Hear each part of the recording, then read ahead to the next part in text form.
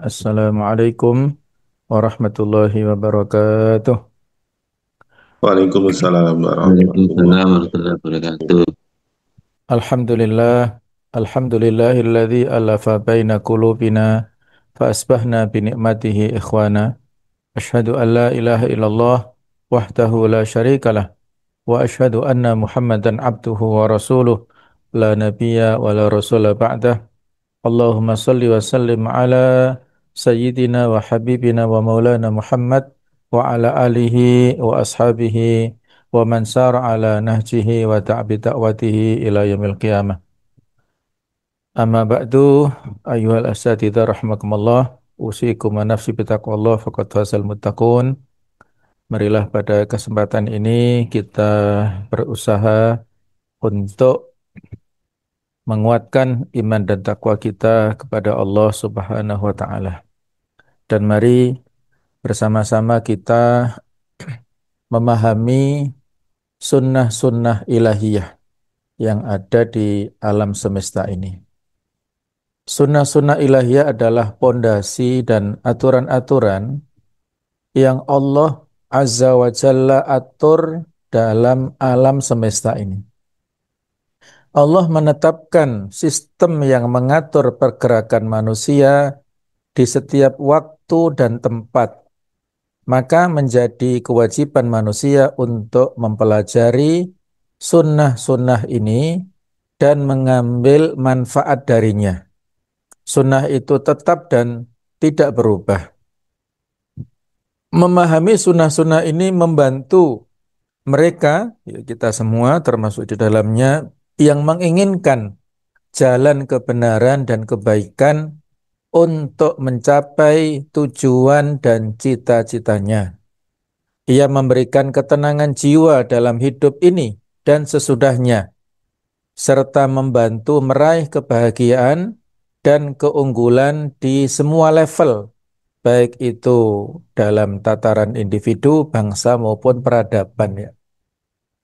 Ibarat kita melakukan perjalanan, maka memahami sunnah-sunnah ilahiyah, sunnah-sunnah robbaniyah ini seperti rambu-rambunya. Pada saat kita berjalan di sebuah perjalanan, ada jalan lurus, bengkok, kanan, kiri, naik, turun, itu ada rambu-rambunya. Maka kalau kita mengetahui rambu-rambu itu, kita lebih siap dalam menghadapi perubahan yang akan kita temukan di depan itu. Nah, seperti itu kurang lebih memahami sunnah-sunnah robbaniyah, sunnah-sunnah ilahiyah ini. Bahwa hidup ini adalah merupakan ketentuan dari Allah Ta'ala, takdir dari Allah Ta'ala. Kita sebatas hambanya yang mengikuti segala ketentuannya. Walaupun tidak kita nafikan ya, upaya-upaya ikhtiar insani tetap kita lakukan, tetapi ujungnya itu kita serahkan ya kepada keputusan Allah Subhanahu wa Ta'ala. Nah, contoh relevan dalam Al-Quran di antara sunnah-sunnah ilahiyah itu, yaitu Allah Ta'ala berfirman, wa ja'ala fiha rawasiya min fawqiha wa baraka fiha wa qaddara fiha aqwataha fi arba'ati ayyam sawa'an lis-sa'ilin. Dia Allah ciptakan pada bumi itu gunung-gunung yang kokoh di atasnya. Lalu dia memberkahi dan menentukan makanan-makanan bagi penghuninya dalam 4 masa yang cukup untuk kebutuhan mereka yang memerlukannya. Di sini Allah Ta'ala mengatakan wa qaddara fiha aqwataha fi arba'ati ayyam. Allah menentukan kadar-kadar makanan yang ada untuk seluruh penghuni yang ada di bumi ini. Bukan hanya manusia, tapi siapapun yang menghuni di bumi ini sudah ditentukan kadar dan ketentuan makanannya atau rezekinya masing-masing sudah dijamin oleh Allah Subhanahu wa Ta'ala. Kemudian ayat lainnya, kalau tadi surah Fusilat ayat 10, kalau ini surah Al-Isra ayat ke-20, Kullan numittu haula'i wa haula'i min ata'i rabbik wa ma kana ata'u rabbika mahdhura. Tiap-tiap golongan, baik itu golongan ini yang menginginkan dunia maupun golongan itu yang menginginkan akhirat, kami berikan anugerah dari kemurahan Tuhanmu dan kemurahan Tuhanmu tidak dapat dihalangi. Kalau sudah Allah berikan ketentuan, maka di sini tidak ada bedanya. Minkum mayuridu dunya wa minkum mayuridul akhirah. Baik itu orang yang berorientasi dunia, orang yang berorientasi akhirat itu masing-masing diberikan kadar rezekinya oleh Allah Subhanahu wa taala. Maka rugi orang yang mengejar dunia dalam rangka mengorbankan akhiratnya, dan beruntunglah orang yang mengejar akhiratnya karena niscaya dunia akan mengikutinya. Karena sudah ada ketentuan untuk orang yang ada di dunia ini. Semua golongan sudah dijamin rezekinya oleh Allah Subhanahu wa taala. Nabi Muhammad SAW bersabda, "I'malu fakullun muyassarun lima khuliqa lahu." Beramallah karena setiap orang dimudahkan sesuai dengan yang diciptakan untuknya. Itu Sahih Bukhari Muslim ya. Ini jawaban Rasulullah SAW pada saat beliau mengatakan kepada para sahabat, yaitu ketika selesai menguburkan di makam Baqi, beliau mencocok-cocok tanah dan mengatakan bahwasanya ma min nafsin manfusa illa wa qad kutiba maq'atuhu fil jannati aw finnar, atau kama qala, setiap jiwa tidak ada yang luput. Semua masing-masing setiap jiwa itu sudah ada ketentuannya, tempat kembalinya nanti. Apakah di surga ataukah di neraka. Maka saat itu ada seorang sahabat yang mengatakan, afala nataqilu ya Rasulullah, kalau seperti itu kita masing-masing sudah ada ketentuan tempat kembalinya, berarti kita cukup berpangku tangan saja ya Rasulullah. Maka beliau mengatakan, i'malu ini, la, i'malu. Jangan begitu ya. Bekerjalah kalian. Fakulun muyassarun lima khuliqa lahu, setiap orang dimudahkan menempuh takdirnya.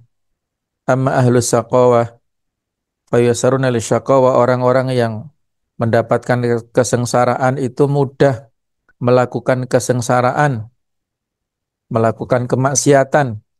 Wa ma ahlu sa'ata fayassaruna lisa'ata, orang-orang yang mendapatkan kebahagiaan menempuh jalan mudah ya untuk bisa sampai kepada kebahagiaan. Maka beliau membacakan potongan Al-Lail, fa amma man a'ta wa taqa wa saddaqa bil husna fasanuyassiruhu lil yusra wa amma man bakhila wastaghna wa kadzdzaba bil husna fasanuyassiruhu lil usra. Jadi masing-masing kita tidak tahu takdir kita itu kemana.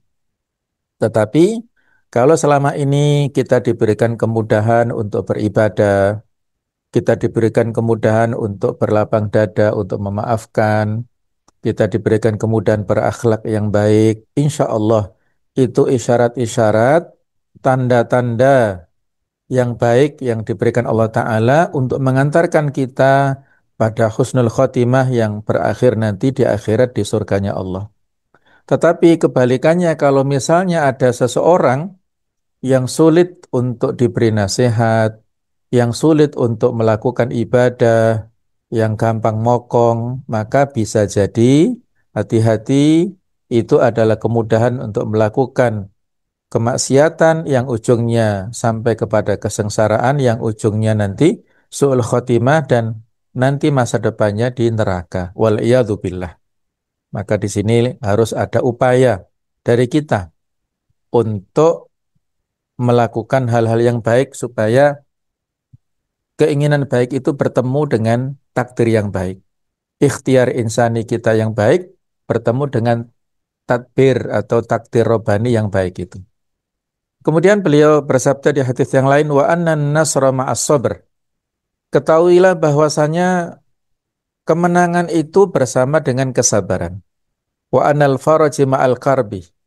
pertolongan bersama dengan kesempitan. Wa anna ma'al usri yusra. Dan sesungguhnya bersama dengan kesulitan itu ada kemudahan. Ya. Inilah janji yang disampaikan oleh Rasul SAW dan sudah disebutkan oleh Allah Ta'ala dalam surah Asy-Syarah, fa inna ma'al usri yusra, inna ma'al usri yusra. Ya. Kita tinggal menikmatinya ya, sudah ada ketentuan hidup ini. Eh, disebutkan dalam hadits yang cukup panjang ya, bahwasanya eh, sudah kering ya tinta ya, sudah selesai penulisan takdir untuk makhluk ini. Kita tinggal melaksanakannya. Apabila terlewat, kita boleh sementara bersedih, tetapi jangan larut dalam kesedihan. Yang inti adalah kita serahkan kepada Allah Ta'ala. Semua yang terbaik adalah itulah takdir Allah Ta'ala. Semakin kuat kemauan dan semakin giat usaha kita, serta semakin kita mengerti dan mengamalkan sunnah Allah, maka kondisi kita akan berubah dan tujuan kita akan tercapai insya Allah biidznillah. Sebaliknya, mengabaikan pemahaman terhadap sunnah tersebut akan membawa sikap kacau, stagnan, bahkan keputusasaan. Karena itu, mempelajari dan memahami sunnah ilahiyah dari Al-Quran dan As-Sunnah, serta menerapkannya secara benar di kehidupan nyata, sangat penting sebagai peta jalan menuju kemajuan di dunia dan di akhirat ya. Kalau sekarang musimnya Google Map ya, ya ibarat itu, kita akan mencapai tujuan akhir kemana, kita ikuti Google Map-nya ini. Ada rambu-rambunya, ada isyarat-isyaratnya, kita tinggal mengikutinya dalam perjalanan ini ya. Sudah ada ketentuannya. Apakah kita nanti meninggal pada usia tertentu, usia berapa, sudah ada ketentuannya. Rezeki kita seberapa banyak, sudah ada ketentuannya. Anak-anak kita jodohnya siapa, sudah ada tulisannya di Lauhul Mahfuz. Tinggal kita memiliki optimisme dan menjadikan acuan apa yang disebutkan dalam sunnah ilahiyah ini. Yang pertama yaitu sunnatut taghyir, sunnah perubahan. Allah tidak memihak atau bermurah hati tanpa syarat. Aturan-aturan ini bersifat ilahiyah dan tidak berubah. Sebagaimana firman-Nya di surat Al-Fatah ayat 23, "Walan tajida li sunnatillahi tabdila."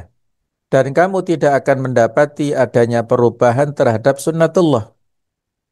Perubahan adalah sunnah yang tetap dalam hukum ilahi. Allah berfirman, ya, ayat yang sangat populer, "Innallaha la yughayyiru ma biqaumin hatta yughayyiru ma bi anfusihim." Sesungguhnya Allah tidak akan mengubah keadaan suatu kaum hingga mereka mengubah keadaan diri mereka sendiri. Inilah akidah Ahlussunnah wal Jamaah yang kita ulang-ulang tadi ya. Kita melakukan ikhtiar usaha-usaha manusiawi, kemudian Allah Ta'ala menetapkan usaha kita itu dalam bentuk keberhasilan untuk mendapatkannya. Sehingga mari kita memulai perubahan pada diri sendiri, mendekat kepada Rabb-Nya, dan mewujudkan syarat kemenangannya dalam diri kita. Ya. Jadi sejauh mana kesuksesan kita dalam segala hal itu parameternya adalah sejauh mana kedekatan kita kepada Allah Rabbul Alamin. Begitu pula dalam kehidupan rumah tangga, ibarat segitiga begini ya, maka hubungan kita dengan Allah Ta'ala, semakin dekat kita hubungan dengan Allah, maka hubungan kita dalam rumah tangga, kita dengan istri, dengan anak-anak itu semakin dekat. Tetapi semakin hubungan seseorang dengan Allah semakin jauh, semakin ke bawah, ini contohnya, hubungannya dengan Allah semakin jauh, maka hubungan antar masing-masing suami istri ini semakin jauh. Nah, seperti itulah ya.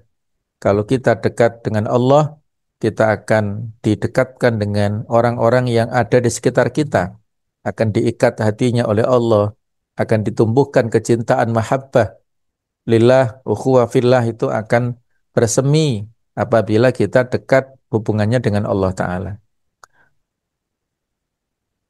Yang berikutnya adalah sunnah perputaran zaman atau disebut dengan sunnatut tadawul.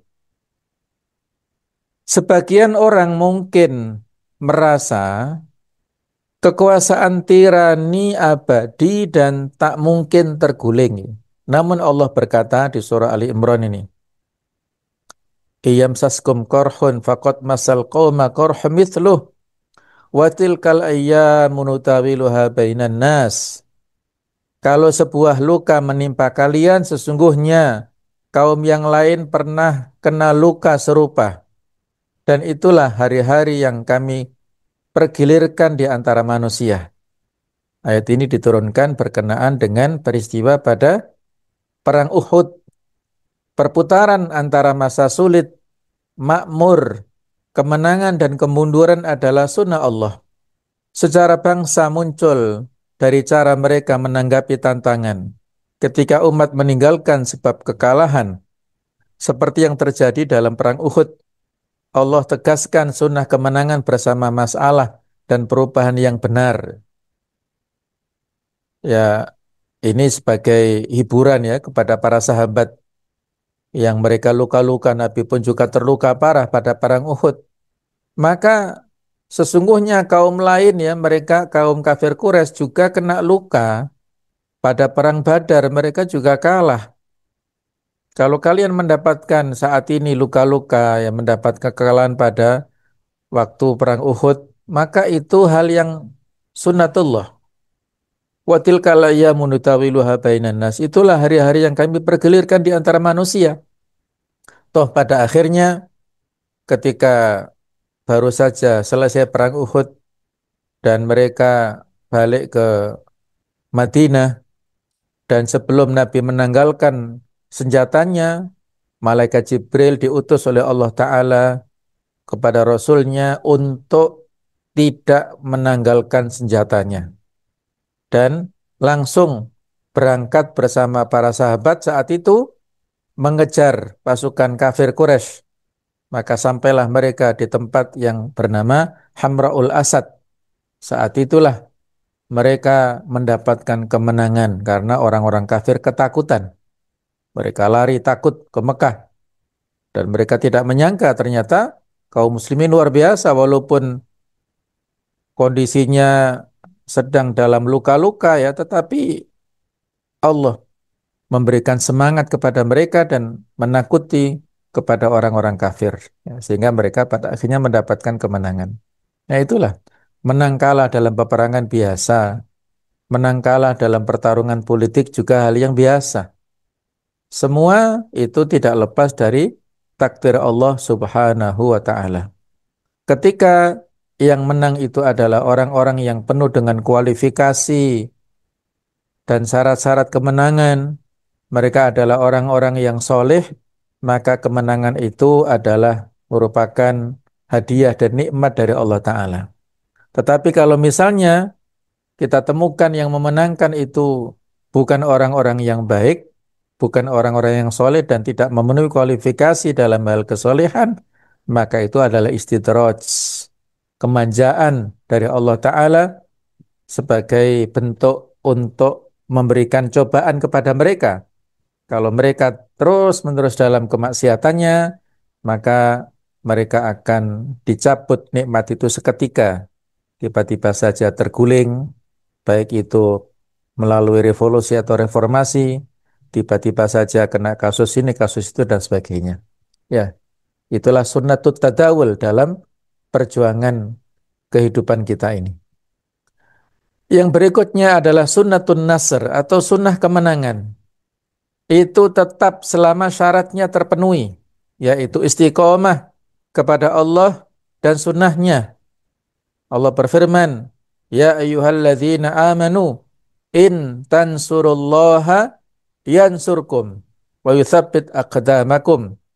Wahai orang-orang beriman, jika kalian menolong Allah, menolong agama Allah, istiqomah dalam kebaikan, dalam sunnah Allah dan Rasulnya, maka Allah akan menolong kalian dan akan mengokohkan kaki-kaki kalian. Kemudian ayat 45, 46 Al-Anfal, yang ini adalah merupakan syarat-syarat kemenangan. Ya ayyuhalladzina amanu, idza laqitum fi'atan fathbutu. Wahai orang-orang yang beriman, apabila kamu bertemu pasukan, maka berdirilah kuat. Tabatlah. Wadkurullaha katsira la'allakum tuflihun, dan ingatlah kepada Allah dengan banyak supaya kalian beruntung. Wa Allah wa Rasul, taatilah Allah dan Rasulnya. Wala tanaza'u fatafshalu wa tadhhabari hukum, dan jangan berselisih, nanti kamu menjadi lemah dan lenyap semangatmu. Wasbiru innallaha ma'as sabirin, bersabarlah, sesungguhnya Allah beserta dengan orang-orang yang sabar. Inilah syarat-syarat kemenangan yang ada dalam surah Al-Anfal 45-46. Ini menggambarkan situasi pada perang Badar ya. Itu adalah kemenangan yang sangat besar yang Allah Ta'ala berikan kepada kaum muslimin, ya, perang pertama tapi perang yang mendapat akhir kemenangan. Kemenangan itu hanya dari Allah. Allah berfirman dalam banyak ayat, di antaranya wa man nasru illa min indillah. Tidak ada kemenangan kecuali dari Allah.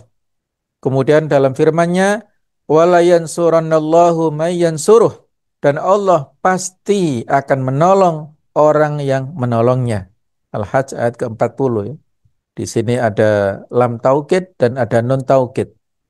Artinya ini merupakan janji Allah. Siapapun yang menolong Allah, menolong agamanya, i'la'u kalimatillah, menegakkan kalimat Allah, berada dalam barisan kemenangan, maka sebenarnya sudah dijanjikan Allah Ta'ala akan diberikan kemenangan. Tetapi apakah kemenangan ini waktunya cepat atau lambat, itu tergantung pada kualifikasi kelayakan daripada junudul haq ini, orang-orang yang berada pada barisan kebenaran. Apakah istiqomah ataukah tidak, itu kembali kepada pasukan itu atau kepada golongan itu.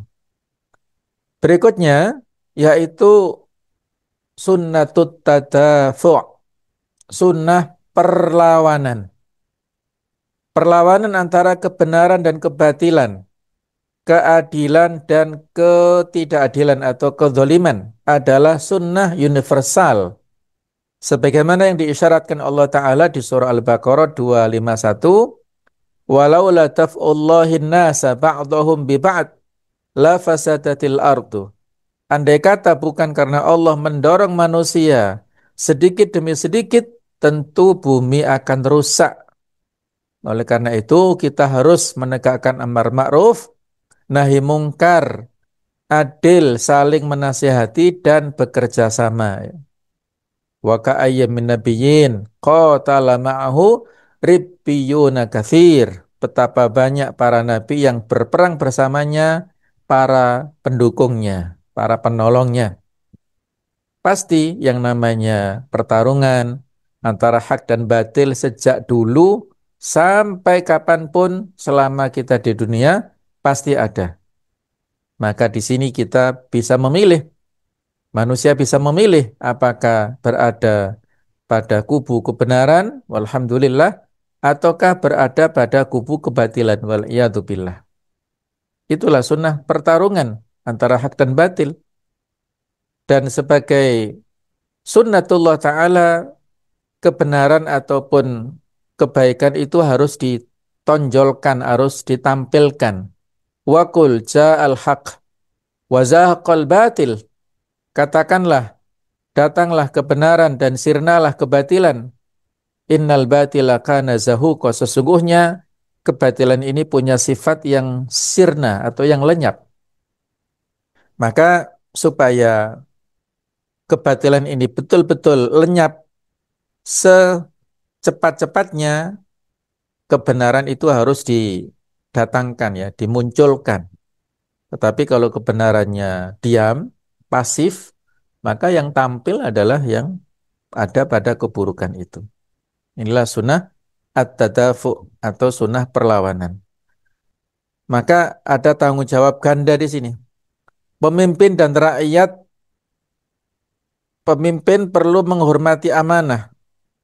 Ya, jadi eh, antara masing-masing harus ada ya timbal balik sebagaimana hukum Rasulullah. Ya Allah, beliau mengatakan dalam doanya, siapa yang memimpin umat ini maka berilah keringanan padanya, dan siapa yang menyusahkan mereka maka susahkanlah dirinya. Maka rakyat pun wajib menasihati pemimpin. Jika tidak, mereka bisa mendapat pimpinan yang lalai, ya. Unsur akhoka dzaliman au madluman, tolonglah saudaramu baik dalam keadaan dia mendolimi ataupun terdolimi. Para sahabat bertanya, kami paham dengan menolong yang terdolimi, tapi bagaimana menolong yang dolim? Maka kata beliau, kasih nasihat supaya dia berhenti dari kedolimannya. Ad-dinu nasihah, agama itu adalah berisi nasihat. Qulna liman, para sahabat bertanya, untuk siapa Rasulullah?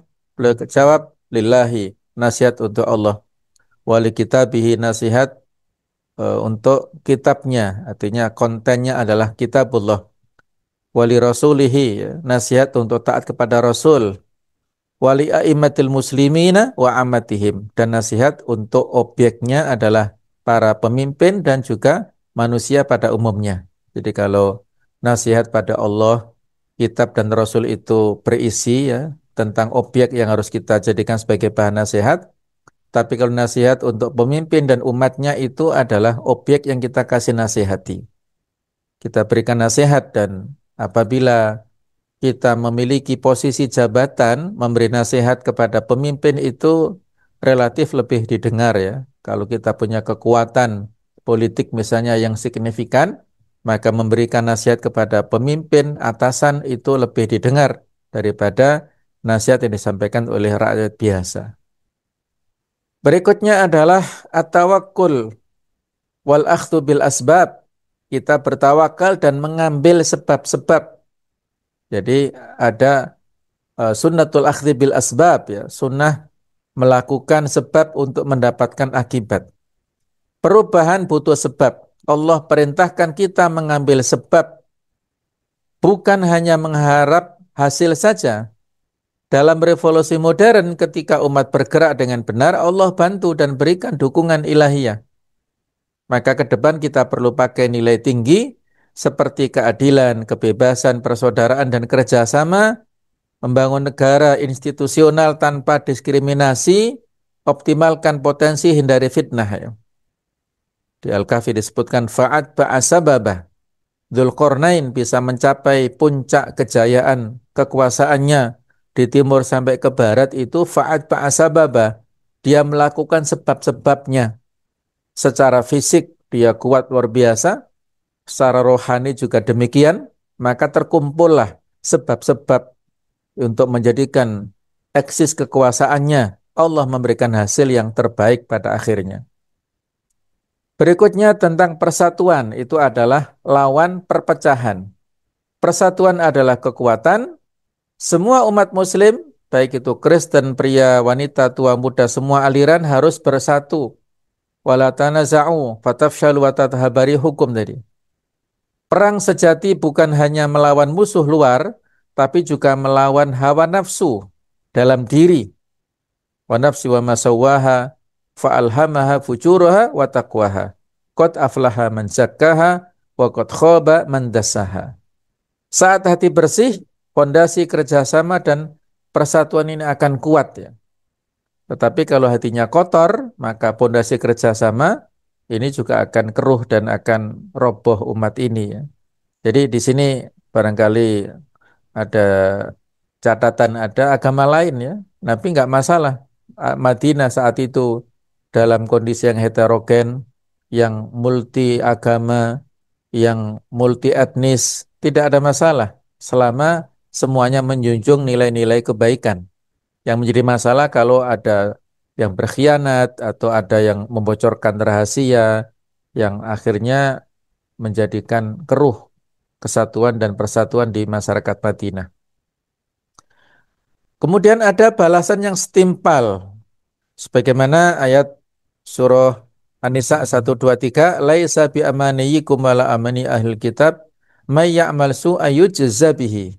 Bukan dengan angan-anganmu atau angan-angan ahli kitab, barang siapa berbuat kejahatan, maka dibalas sesuai dengan kejahatannya. Juga Al-An'am 123, wa kadzalika ja'alna fi kulli qaryatin akabira mujrimiha liyamkuru fiha wa ma yamkuruna illa bi anfusihim wa ma yash'urun. Begitulah kami menjadikan di tiap negeri orang-orang yang merancang makar dan mereka tidak berbuat makar kecuali terhadap diri mereka sendiri tanpa sadar. Ya, barangkali ini ada kemiripan dengan fenomena yang terjadi pada akhir-akhir ini. Ada pihak-pihak tertentu yang melakukan makar untuk kepentingan-kepentingan, ya kepentingan-kepentingan individu ataupun golongan yang mereka yang kepentingan masing-masing ya. Tapi Allah mengatakan wa ma yamkuruna illa bi anfusihim. Mereka tidaklah berbuat makar kecuali terhadap diri mereka sendiri. Wa ma yash'urun, tanpa mereka sadari. Jadi makarnya kembali ke diri mereka. Ketika mereka menginginkan keburukan ya, maka Allah akan mengembalikan makar itu kepada diri mereka. Selama kita ini bangsa ya, kaum muslimin ini melakukan tetap dalam kesabaran, dalam istighfar, ataupun dalam masih dihidupkan nuansa-nuansa kebaikan, nuansa dakwah, insya Allah Allah akan melindungi negeri kita dari segala macam makar dan konspirasi jahat. Allah membalas sesuai dengan amalnya. Sebagaimana firman-Nya, wala yahiqul makru sayyi'u illa bi ahlih. Tidak akan tertimpa tipu daya melainkan tuannya sendiri ya, sebagaimana kisah yang terjadi pada peristiwa hijrah Nabawiyah. Mereka melakukan tipu dayanya kembali kepada masyarakat Quraisy. Keburukan kembali kepada mereka. Kemudian Allah berfirman Al-Ankabut 69 ayat yang sangat populer, walladzina jahadu fina lanahdiyannahum subulana wa innallaha lama'al muhsinin. Sebagai penutup bahwa jalan kemenangan bermula dari memahami sunnah-sunnah ilahiyah dan menerapkannya dengan bijak. Sebagaimana dikatakan ulama, jangan lawan hukum alam, malah manfaatkan dan taklukkan dia untuk kita. Tunggu saat kemenangan itu tidak jauh. Ala inna nasrallahi qarib. Ketika kita patuh, syukur dan aplikatif dalam tindakan, keistiqomahan, persatuan, kerja keras, maka Allah bersama orang-orang beriman dan bertakwa. Demikianlah nasihat-nasihat untuk kita semuanya. Semoga bisa kita fahami, bisa kita amalkan dalam kehidupan. Wa'alaikum warahmatullahi wabarakatuh. Wassalamualaikum warahmatullahi wabarakatuh.